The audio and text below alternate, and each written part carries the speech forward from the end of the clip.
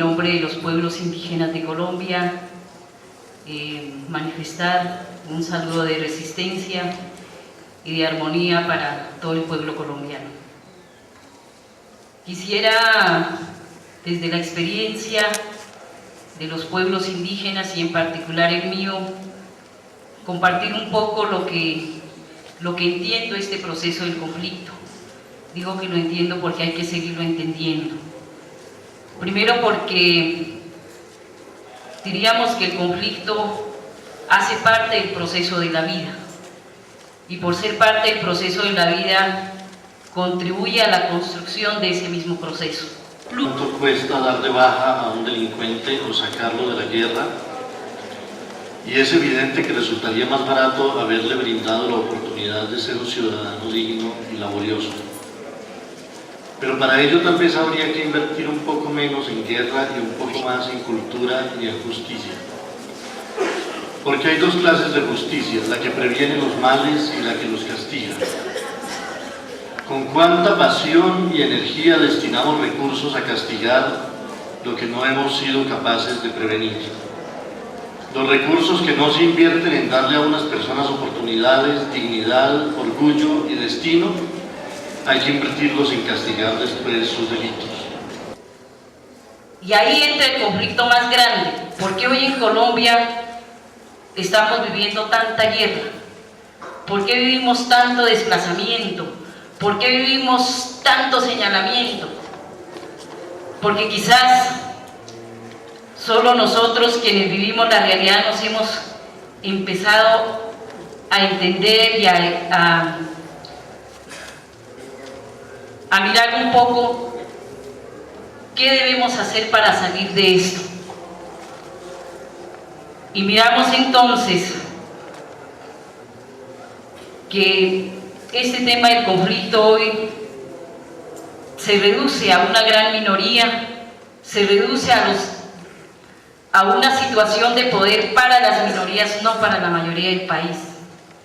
Se reduce a que ese pensamiento de la base, ese pensamiento de los humildes colombianos no se tiene en cuenta.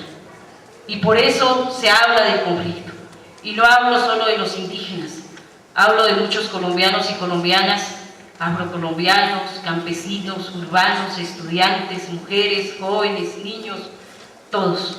Las hemos considerado cuando en algún momento tomamos las armas, porque lo fue así, para defendernos.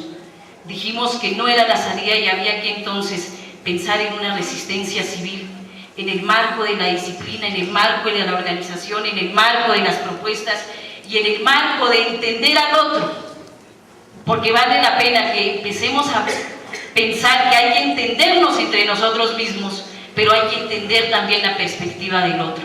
El Ministerio de la Cultura podría llamarse también el Ministerio de las Artes, el Ministerio de la Memoria, el Ministerio de la Gastronomía, el Ministerio del Carácter, del Orgullo, del Respeto, de la Solidaridad. No hay en nuestro país ni se piensa que sea necesario un Ministerio de la Memoria. Y sin embargo nada le hace tanta falta a nuestro país como la memoria. Una memoria elaborada, rica, compleja, llena de matices, que nos enseñe quiénes somos, cómo nos formamos, cómo nos hemos pensado, cómo hablamos, cómo soñamos, que nos ayude a sentirnos parte de una comunidad. No hay un Ministerio de la Solidaridad, pero se diría que nada necesita tanto Colombia como un sentido renovado y profundo de la solidaridad entre los ciudadanos.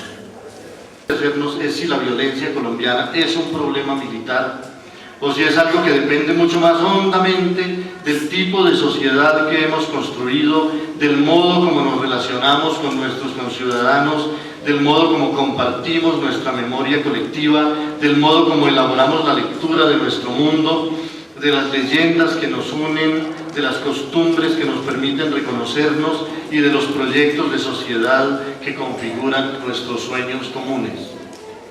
Yo diría que Colombia no se equivoca en apoyar a quienes momentáneamente le ofrecen el sosiego de una tregua en las ráfagas de la violencia fratricida. Pero se equivocaría mucho si llegara a pensar que esas soluciones meramente guerreras, meramente militares, le van a asegurar una paz duradera. La paz no es el estado natural de las sociedades. La existencia de conflictos entre personas, entre grupos y entre distintas concepciones de la vida forma parte de nuestra naturaleza, y la aparición de normas, leyes e instituciones hace visible el esfuerzo varias veces milenario de la humanidad por inscribir esas tensiones y esos conflictos en un orden que permita la convivencia. Esa es la realidad que nosotros tenemos.